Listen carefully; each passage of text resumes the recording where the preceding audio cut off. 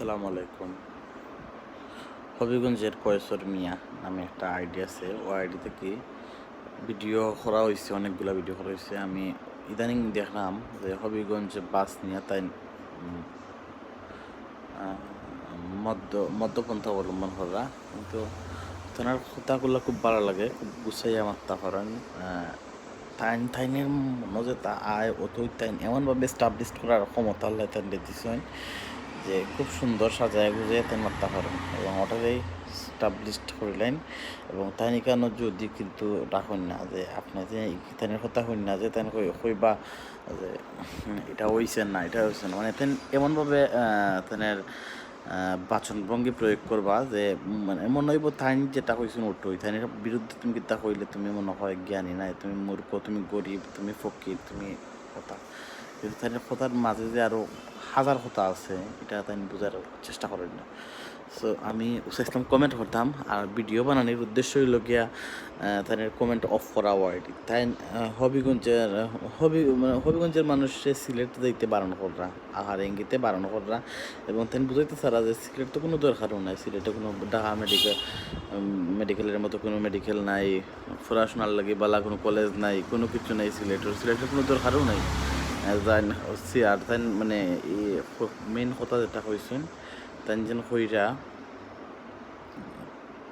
সিলেট যায় মানুষ, এখানে হবিগঞ্জের মানুষ সিলেট যায় এখানে খালি চিকিৎসার লাগে যায়, খালি পড়াশোনার বালা বালা কলেজে পড়ালেখার লাগে যারা, ও ও দুইটা জিনিসের লাগে যারা, এটার দরকার নাই তাই না। আবার দেখা যাচ্ছে সিলেট থেকে ঢাকা সস্তা, ঢাকা সব কিছু সস্তা। সো সব কিছু মিলে ইয়া আসলে থাইন তো বাকিগুলা হইলা না।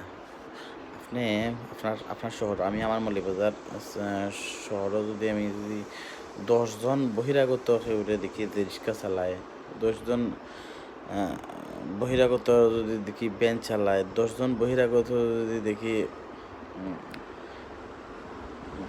হকারি ব্যবসা করে, 10 জন ব্যবসায়ী যদি মানে ফুটপাতের দোকান দিছে, এর মাঝে 8জনও দেখবো হবিগঞ্জি, 8জনেই পরিচয় হবিগঞ্জি। এটা লিয়া অনেকে জানেন, এটা তো ওপেন সিক্রেট, তাই যেরকম কোন যে ওপেন সিক্রেট, এটা ওপেন সিক্রেট। সো আমি মনে করি যে তাই হগুলোরও হতা দরকার আছে যে মৌলভীবাজার যদি এরকম হয়তো সিলেট তো আল্লাহ রহমতে মাশাল্লাহ অনেক মানে প্রয়োজন আছে। খালি তো আমি আপনার কয়েসর বাইরে কইরাম, কয়েসর ভাই আপনি খালি আপনার লন্ডনের বাসায় হল লইতো নাই, আপনার এই একগুয়ে কথা হইলই তো নাই, আপনি এমনভাবে হইন মানে লাগে যেমন আপনার কথার উপরে দিয়ে মাথাই দিত নাই, মাতলেই মনে হয় যে এ একটা অমানুষ, এ গরিব, এ ফকির, এর জ্ঞান নাই, এ মূর্খ। তো এইরকম করলে হইতো নাই, সুন্দর করে মাতবা, আর মাতার শেষে কমেন্টটা অন রাখবা, মাঝে তো মাতবই, আপনার একটা কথার বালা মন্তব্য দিব, খারাপ মন্তব্য দিব, দুইটা মিলেই থাকবো।